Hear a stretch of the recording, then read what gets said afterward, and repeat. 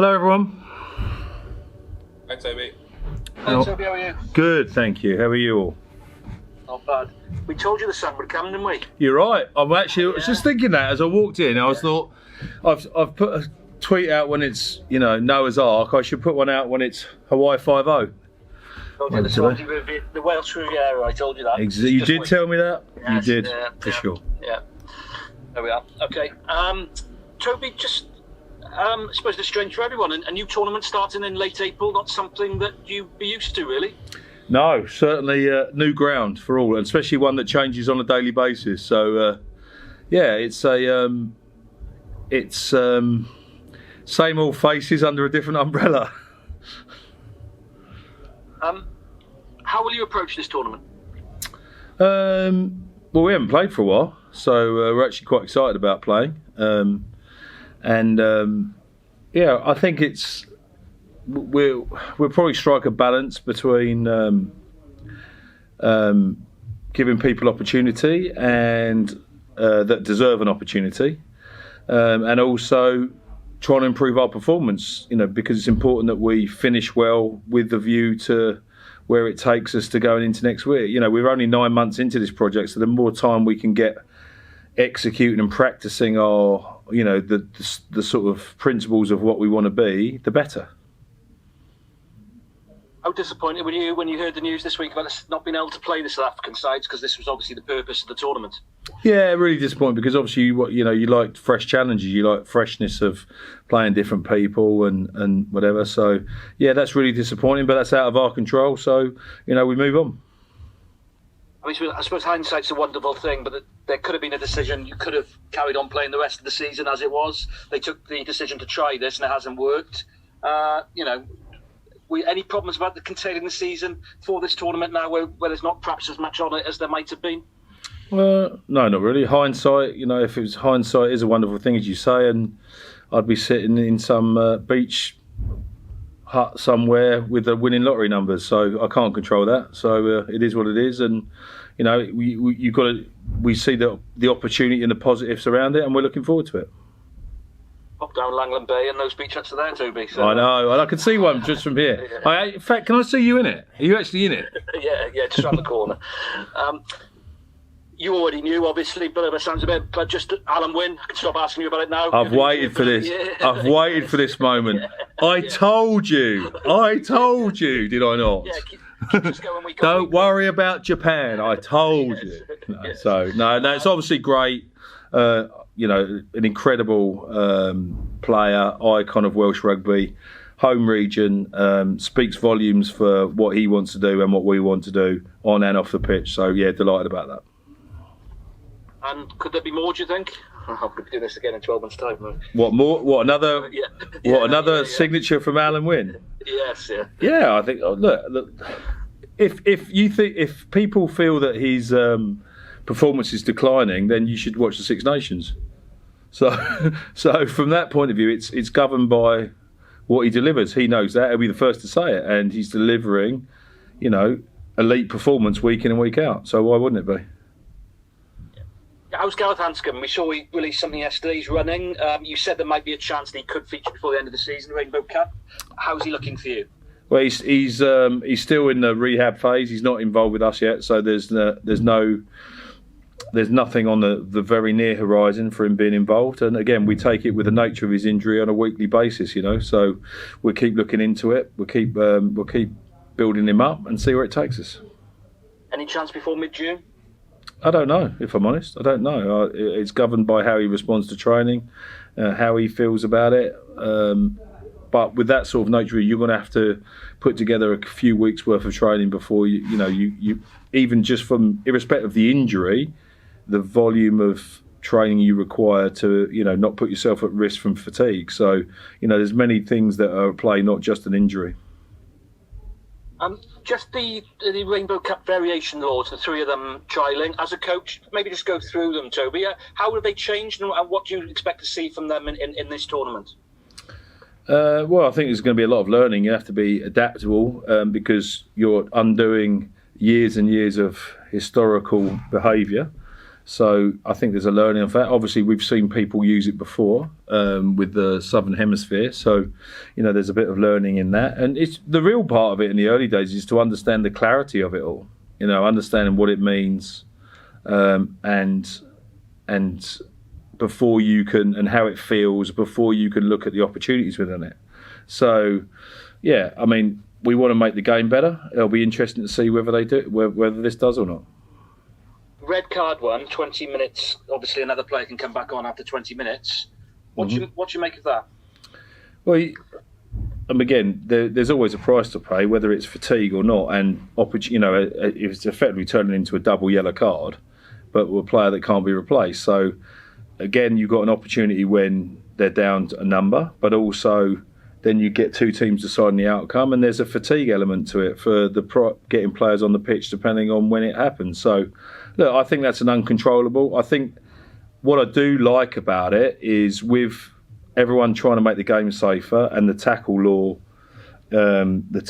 being really enforced. Some of this stuff is a bit more coincidental at times, so I think it actually buys a little bit of breathing space. So, I know it's not been put in for that reason.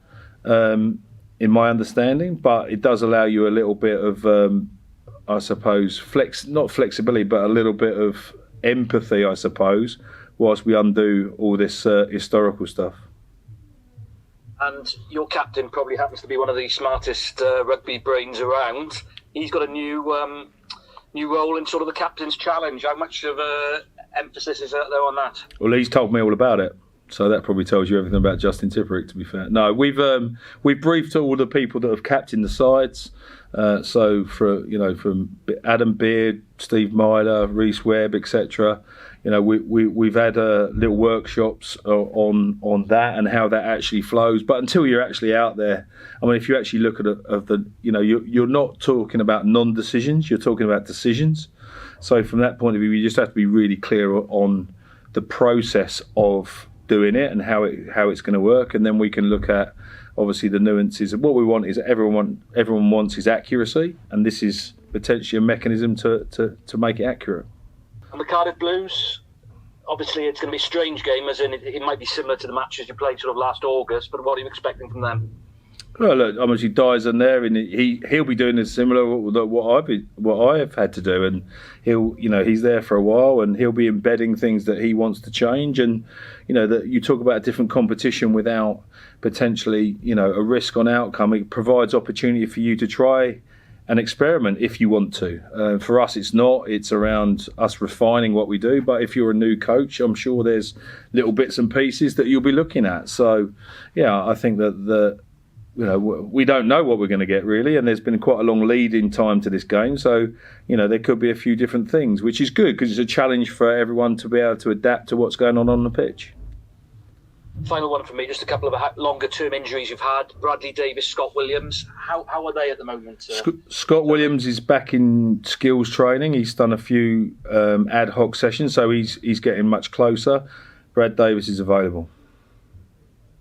It'd be great to have Bradley back when he's a great character, and he's obviously his qualities as an international second row as well. He is that. He is all of that for sure. Were you asked about Reece Webb? How's he going on with his recovery? I wasn't asked about Reece. No, Reece is going well actually. He's good.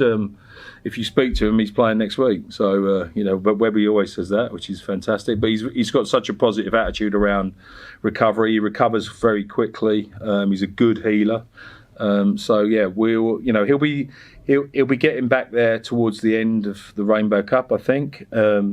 But we'll have to see, because those last few weeks can be a bit tricky. The last sort of 5 to 10% of any rehab is where it potentially can speed up or slow down. Hi Toby, Matt here. I just want to have a chat about the organisation on a wider scale, and cast your mind back to when you came in. Wow. Just over a year ago. Obviously the Ospreys had only won 2 games the season before you came in. They've won 8 games in the league this year. What do you think has been the key in that sort of turnaround? I think first and foremost, probably installing a very clear vision, a very clear playing identity to try and fulfil that vision first and foremost, and then looking at the building blocks both on and off the pitch in order for that to happen. So developing talent, providing a really good culture of belief and understanding and trust and support and challenge. And I think, as you say, we've won 4 times more games, but if you look at actually Europe on top of that and the nature of the performances, even where we've not won, we've been much more consistent as a team. So I think everyone would, that would be a fair assumption. So I think that we're in a much better place to kick on, for sure. And there's been a lot of, I suppose, deliberate attention put on the off-field stuff to generate the trust and belief and the understanding in order to us to be a successful organisation. And that's been very deliberate on my behalf. And where did you see the growth in the Ospreys when you first arrived, and how far along that journey do you find yourself now? How long is a piece of string? So I think that from a playing perspective, I think we're just starting to scratch the surface. I think that we've got so much growth in us. The Ospreys that I've experienced have been a very committed, hard-working team. They represent the people in the area. I've referred to that before. I think, from a working class background, I think you see a lot of that. So that's the great thing, because from there you can create good things. And I think the big thing was understanding, how the mistakes that have been made, and our ability to leave that behind and decide to make a new future for ourselves. So I think, although it sounds, a little bit sort of not black and white, a bit more grey, that's, the modern world is about how you succeed in the grey. And I think that, we've certainly made strides there. And I think the more we understand about ourselves and our people, the greater chance we've got to engage and take people on this journey with us. You talked a bit about your vision there when you first came in. How important is it to get senior players to buy into that and support that vision, and then that sort of trickles down to the rest of the squad? It's not just them; it's everybody. If you don't believe in what you're doing, then and that's the real test of culture. Culture is not, I do a lot of stuff outside of rugby on culture and bits and pieces. So what people don't understand about culture is not a poster on the wall. That's something. Let's have a good culture. So let's learn about it. Let's do that, and then you put it on the wall and go, we've got a great culture. It's something around behaviour and living behaviours, day in and day out, that are supportive towards you achieving what you need to achieve. So everyone has to play a part, not just your senior players, your coaches, your medics, your chief execs. Everyone plays a part into that journey. So that's the first thing. And I think the second bit that sort of allows that to those people that you talk about, they want to be successful. So aligning everyone on the journey and understand what the journey is going to look and feel like, and their contribution to it, and what they lead on and what they don't lead on, what they're prepared to accept, is absolutely paramount, because the real test of culture is when pressure comes.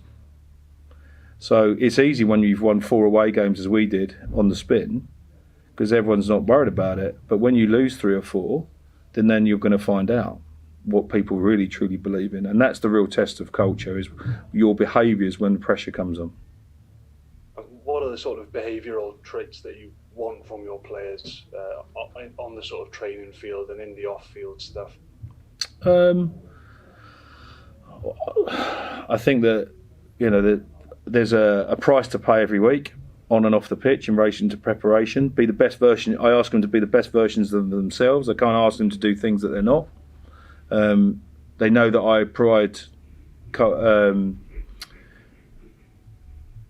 the behavioural bit and look at yourself first. So don't look for excuses. Look at yourself and what you can do. So there's an order to that. And culture trumps talent every day of the week, because that gives you that consistency of approach. So those are probably the 3 things that that make up this stuff. And just finally from me, there seems to be a bit of a philosophy with recruitment. You've signed a lot of good young players for the coming season. Jack Morgan jumps out, but there are others as well. Mm-hmm. Is that a policy for you, and is that you build into the future? Well, I didn't make it up, if that's what you mean. I did no, for sure, and that's part of that growth. Players that are, have high potential and have, significant growth in them, are obviously of massive interest because they'll bring energy, they'll bring freshness to it. They'll also, if they feel potential, they'll bring greater strength and depth to your squad. So, people like Alan Wynne-Jones and Justin Tipuric and Dan Idiot, for example, their margins, even though they will tell you they're improve every day and they have the attitude to improve every day, which they do, which is why they're world-class players, is their margins of growth are less because they've learned a lot of this stuff along the way. Whereas a Jack Morgan or a Morgan Morris or a Will Griffiths or a number of others, they probably have got more growth in them, and that's the real exciting bit. And if you can get that growth and everyone at the max of their talent, not and maxing out on their potential, you have a very competitive team and a very competitive squad.